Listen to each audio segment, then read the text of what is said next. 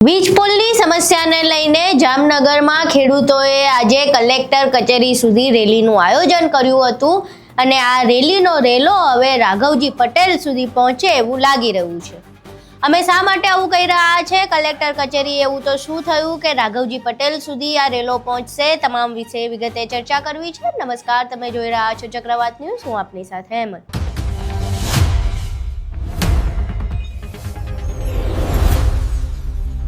ગુજરાતમાં છેલ્લા ઘણા સમયથી વીજ પોલની સમસ્યાનો મુદ્દો ચર્ચામાં છે। ખેડૂતોના ખેતરમાં ખાનગી વીજ કંપનીઓ દ્વારા વીજ પોલ નાખવામાં આવી રહ્યો છે। ખેડૂતોને તેનું યોગ્ય વળતર નથી મળી રહ્યું અને આ મામલે ખેડૂતો છેલ્લા ઘણા મહિનાઓથી લડત આપી રહ્યા છે।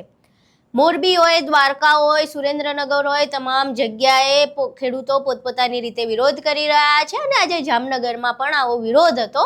જામનગરમાં એક રેલીનું આયોજન કરવામાં આવ્યું હતું। મહિલાઓ દ્વારા આ રેલીની આગેવાની કરવામાં આવી હતી। મોટી સંખ્યામાં ખેડૂતો રેલીમાં હાજર થયા હતા અને કલેક્ટર કચેરી સુધી પહોંચ્યા હતા।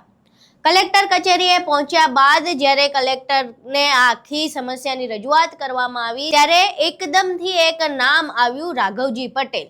ખેડૂતોનો એવો આરોપ છે કે રાઘવજી પટેલના પ્લોટમાં પણ લાઈન આવવાની હતી, પરંતુ એ નેતા છે, ધારાસભ્ય છે, એટલે એમના પ્લોટમાંથી લાઈન ખસી જાય તો પછી અમારા ખેડૂતોનો શું વાંક? પહેલા અહીં અમે તમને એ રેલીના દ્રશ્યો બતાવીએ, ત્યારબાદ કલેક્ટર કચેરીએ શું થયું તે પણ જુઓ। જય જવાન, જય કિસાન, જય જવાન, જય કિસાન, ખેડૂત વિરોધી પરિપત્ર કરો।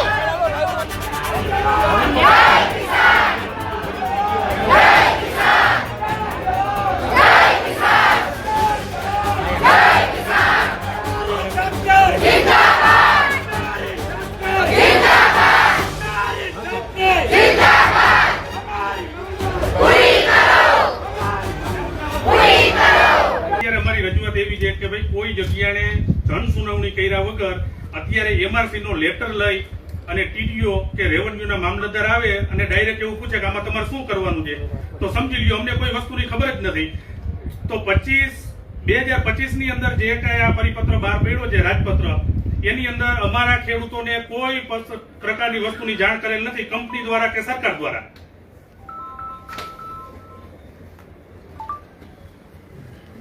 આ વસ્તુ તો એવી થઈ કે ભાઈ સરકાર અને તંત્ર દાદાગીરી સાથે કંપનીઓ આરે મનમેળ કરી અને ખેડૂતોને દબાવવાનો પ્રયત્ન કરે છે। બીજી રજૂઆત સાહેબ એવી છે કે જે તે રીસર્વે કરવું છે ને એ જરૂરી છે। રીસર્વે જેના ખેતરમાં થાંભલો આવે છે ને એની માલિકી હકીકતે નથી, નામ કોક બીજાનું છે થાંભલામાં અને માલિકી કોક બીજા, નોટિસ બીજાને જાય છે, થાંભલો બીજામાં આવે છે। રીસર્વે પહેલા થશે તો જ આગળ આવશે, બધું ત્યાં સુધી આગળ ચાલશે નહીં। અને સમાજના કેટલાક પ્રતિષ્ઠિત અને રાજકીય માણસો છે એની જમીન ઉતારવી અને બીજાની જમીનની અંદર થાંભલા કૂટાડવાનું જે આ ષડયંત્ર કર્યું છે, આની અંદર સરકાર અને તંત્ર ખુલ્લેઆમ જવાબદાર છે। કંપનીનો માણસ એમ કહી શકતો કે અહીંથી લાઈન ફરે નહીં તો બીજાના ખેતરની અંદર કઈ રીતની લાઈન આવી જાય? સાહેબ પ્રૂફ છે કે છેલ્લા ગામમાં 11 કેવીની લાઈન છે, રાઘવજીભાઈના પ્લોટિંગ માંથી જતી હતી, જગ્યા લીધી અને પછી એને ફેરવી નાખી, પ્લોટ બારે લાઈન કાઢી, તો અમારા ખેડૂતના ખેતરમાંથી કેમ નહીં? ચલો બેન, 2 ગણું વળતર તો ફક્ત થાંભલાને જેટલી જ જગ્યા રોકે છે, એટલે તે 493 ચોરસ મીટર ના આપે, બાકી તારની જગ્યામાં વધુ રોકે છે। તેના તો બજાર કિંમતની ત્રીજા ભાગનું 33.33 પણ આપતા નથી।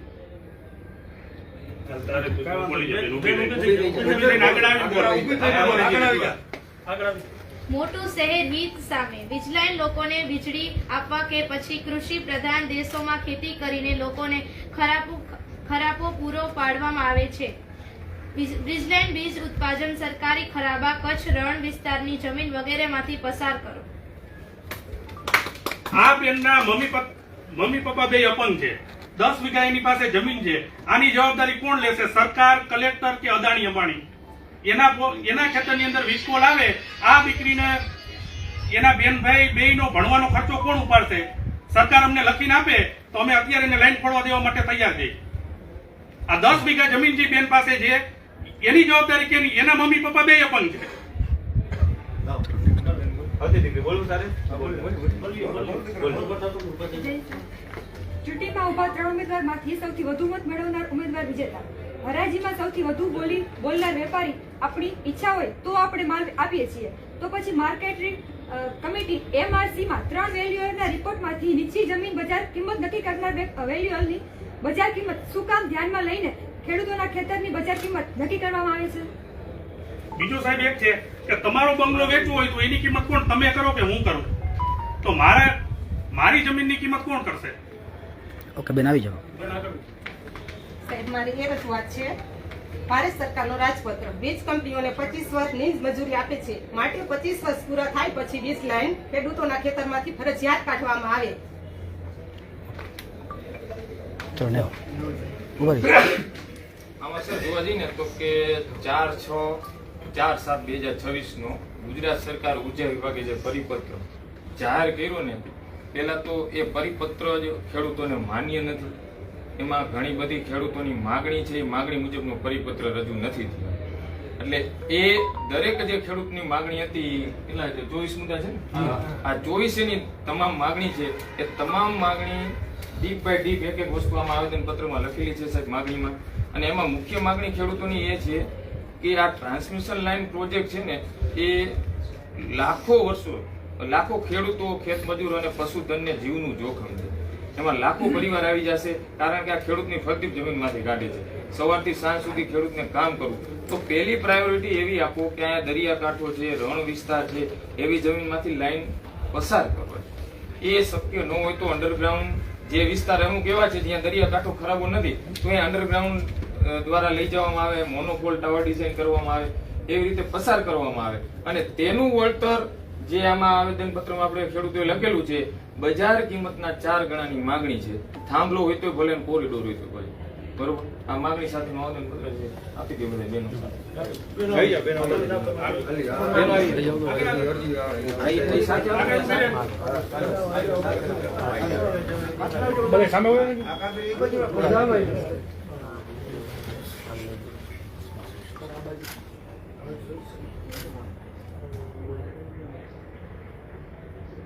ઓકે. અને બીજું સાહેબ, સૌથી વધારે અત્યારે છેલ્લા 1 મહિનામાં 4 થી 5 તો મોર મરી ગયા છે આ વીજ લાઈનની બેદરકારી અને સેફટીના સાધનો ન રાખવાથી. અને અત્યારનું જે આવેદન દેવાને જે આંદોલન છે, બિન રાજકીય છે. કોઈ 1-2 નેતાઓ નથી કે 1-2 આવેદન દઈને આ વસ્તુ બંધ થઈ જાય. આ વસ્તુમાં જો યોગ્ય નિરાકરણ નહીં આવે તો આવનારા દિવસોમાં આનાથી પણ ઉગ્ર આંદોલન થાય અને આનાથી પણ વધુ સંખ્યાઓ થશે. એટલે આ બાબતે તાત્કાલિક કઈ તમે નિર્ણય લ્યો અને જે નિયમો બાયપાસ કરીને કંપનીઓ કરે, કાં તો એમને બ્લેકલિસ્ટ કરો અને કાં તો ખેડૂતોને પૂરતું વળતર આપો 4 ગણું માર્કેટ ભાવનું. કંપનીને સાહેબ સૂચના આપો કે પોલીસ આગળ કરીને, કંપની કોઈ ખેડૂતોને વાત કરતી જ નથી, પોલીસને જ આગળ કરે છે સાહેબ. 3 બાપ દાદાની જમીન છે, તમારા મકાનમાં કોઈ પણ અધિકારી આવે કે કોઈ પણ તમારા મકાન ઉપર કબજો કરવા માંગે તો સાહેબ કોઈ ના કરવા દે. પ્રશાસન ખેડૂતો સાથે સીધો સંવાદ કરે. હા, પ્રશ્ન એવો નથી. ધોકા જ એ બતાવે લોકો છે. પોતાના મહેમાન તરીકે આપ લોકોને આવકાશે, પણ તંત્રને સીધું ઇન્વોલ્વમેન્ટ લેવું પડશે. તંત્ર જ આની અંદર જો ક્યાંક સામાન્ય નાગરિકના હક કે જે લોકોએ મતદાન આપીને જે નેતાઓને ચૂંટેલા છે એ લોકો આજે નથી ધ્યાન દઈ રહ્યા, ત્યારે અમારી અપેક્ષા તંત્ર પાસે વધી જાય છે કે અમારા ચૂંટાયેલા ઉમેદવારો તમારી પાસે યોગ્ય રજૂઆત નથી કરતા, માત્ર અમારે આવવું પડે છે. ભેગા નથી આવતા કોઈ. અને પ્રકૃતિના રક્ષણ કરતી સરકાર જે વાતો કરે છે, 3 વર્ષની અંદર 165 મોરના અવસાન થયા છે. આના માટે કોણ જવાબદાર છે? અને અમે તમને સ્પષ્ટ કહી હાથ જોડીને વિનંતી કરીને જાય છે કે જ્યાં સુધી યોગ્ય નિર્ણય નહીં આવે ત્યાં સુધી કંપની વાળાને અમારા ખેતરમાં ગરવા નહીં દઈ, પછી પોલીસ સાથે, તંત્ર સાથે રાજકીય રીતે ઘર્ષણ થાય તો એના માટે તંત્ર પોતે જવાબદાર છે. આ અમારી સ્પષ્ટ માંગણી છે. જેને રાષ્ટ્રીય વૃક્ષ કહ્યું છે વડ, એનો બેફામ સાહેબ કટિંગ કરવામાં આવે છે આ કંપનીઓ દ્વારા. અને સરકાર, પોલીસ અને વહીવટી તંત્ર આ ત્રણેયની મિલીભગત છે, એ આ સ્પષ્ટ સાબિત થાય છે. આ સ્થિતિમાં તંત્ર પાસેથી જ વધુ અપેક્ષા રાખી શકાય એમ છે. અહીંયા આવેદન પત્ર દેવા આવવામાં પોલીસ એવું ઘર્ષણ કરતી હોય તો અમારા ખેતરમાં આવીને શું ન કરે? આવેદન દેવામાં તો એનો મતલબ એવો છે કે સ્પષ્ટ દાદાગીરી જ આ લોકો કરે છે. અમારી સાહેબ ઓફિસ છે, આમાં પરમિશન લેવું પડે. અમારા બાપ દાદાની મિલકત છે, એમાં કોઈ પરમિશન અમને પૂછવા નથી આવતા. એમને બોલેર આવે ત્યારે ખબર પડે કે આ બોલેર વાળા અહીંથી ધક્કા મારીને કાઢે. દાખલા કોઈ ગયા છે, આ કોઈ દાખલા છે કે જે ખેડૂત ખબર નથી એના દાખલા ગોતી ગયા છે. આ સરકારી ઓફિસમાં ખેડૂતને આવવું હોય તો આમાં પરમિશન લેવી પડે છે. અને તમે જિલ્લાના ન્યાયાધીશ છો, તમારા માટે તો બધાય સરખા હોય ને. તમે ને અમને સિગ્નેટરી કરીને લઈ જાય. હા ભાઈઓને પોલીસ. સિગ્નેટરી કરીને જણાવે છે. આ તો એકને ખોડ અને એકને બોડ તમે રાજા છો આપણા જિલ્લાના, આમાં થોડીક વ્યવસ્થા તમે ન્યાય કરી દો. સરકારની અપેક્ષા આવ્યા છે અમે. અમે તમારા મુખ્ય ન્યાયાધીશ પાસે એવી અપેક્ષા સાથે આવ્યા છે કે ભાઈ યોગ્ય ન્યાય કરો, કંપની તરફી નહીં. આ જે ટોટલી વહીવટ આલે છે એ કંપની તરફી છે, એવી અમારી સ્પષ્ટ માંગણી છે અને સ્પષ્ટ રજૂઆત છે. સાહેબ તમે બે શબ્દ કહો, અમે તમારું રૂઝાન કઈક દો અમે કરીએ. સાહેબ પ્લીઝ પ્લીઝ સાહેબ તમે અહીં તમે ખેડૂતોને સાંભળ્યા. 24 જેટલા મુદ્દા કલેક્ટરને જણાવવામાં આવ્યા છે અને આ મુદ્દામાંથી એક મુદ્દો એવો પણ નીકળ્યો છે કે રાઘવજી પટેલના જે પ્લોટ હતો ત્યાંથી જે વીજ લાઈન હતી એને ડાયવર્ટ કરી દેવામાં આવી છે. હવે ખેડૂતનો સીધો સાદો પ્રશ્ન હતો કે જો ખેડૂતોના ખેતરમાંથી લાઈન ના ખસી શકતી હોય તો પછી રાઘવજી પટેલના પ્લોટમાંથી પણ લાઈન કેવી રીતે ખસી શકે? ફક્ત ને ફક્ત રાઘવજી પટેલ એક રાજકીય દબદબો ધરાવે છે, રાજકીય હોદ્દો ધરાવે છે, પહેલા તેઓ મંત્રી રહી ચૂક્યા છે અને એના કારણે તેમના પ્લોટમાંથી આ લાઈન હટી રહી છે. તો પછી ખેડૂતોને કેમ એવું કહેવામાં આવે છે કે એકવાર લાઈન નક્કી થઈ ગયા પછી એ ન હટી શકે? આવો ખેડૂતોનો સીધો પ્રશ્ન છે અને આ આરોપ પણ તેમના દ્વારા લગાવવામાં આવ્યો છે. તમે એવું સાંભળી શકો છો કે ખેડૂતો એવું કહી રહ્યા છે કે તેમની પાસે પુરાવો પણ છે કે રાઘવજી પટેલના પ્લોટમાંથી લાઈન નીકળવાની હતી ને પછી એ ડાયવર્ટ થઈ ગઈ. એટલે અહીં પ્રશ્ન સીધો જ થઈ રહ્યો છે કે આ જે આખી ઘટના છે, જામનગરમાં જે વીજ લાઈન આવી રહી છે, શું એનો રેલો હવે રાઘવજી પટેલ સુધી પહોંચવાનો છે? કારણ કે જો આ પ્રકારેની કોઈ વાત બની હશે અને ખેડૂતોના ધ્યાને આવી છે તો પછી ચૂંટણીમાં પણ ખેડૂતો આ વાતનું ધ્યાન રાખી શકે છે, કારણ કે આના કારણે અનેક ખેડૂતોને હાલાકીનો સામનો કરવો પડી રહ્યો છે. તો શું આ જે વીજ પોલની સમસ્યા છે અને વીજ પોલની સમસ્યાનો જે રેલો છે રાઘવજી પટેલ સુધી પહોંચશે અને એમને શું વિધાનસભાની આવનારી ચૂંટણીમાં કોઈ તકલીફ પડી શકે છે કે કેમ, એ પણ એક મહત્વનો પ્રશ્ન છે. શું ખેડૂતો રાઘવજી પટેલને આ વાતનો જવાબ ચૂંટણીમાં આપી શકે છે? આ તમામ બાબતો હાલ સવાલોના ઘેરામાં છે, પરંતુ જે પ્રમાણે રાઘવજી પટેલનું નામ સામે આવ્યું છે તે ચર્ચાનો વિષય રહ્યો છે. આખી તમે ઘટના જોઈ, જામનગરની રેલી જોઈ, આખો વિરોધ જોયો અને જે પ્રમાણે રાઘવજી પટેલ સુધી રેલો પહોંચી રહ્યો છે એ વાત પણ અમે તમને જણાવી. હવે આખી ઘટનાને લઈને તમારું શું માનવું છે? તમારા મંતવ્યો અમને કોમેન્ટ બોક્સમાં જરૂર જણાવજો. વિડીયો પસંદ આવ્યો હોય તો વિડીયોને લાઇક કરજો, શેર કરજો અને અમારી ચેનલને સબસ્ક્રાઇબ કરવાનું ભૂલશો નહીં. નમસ્કાર.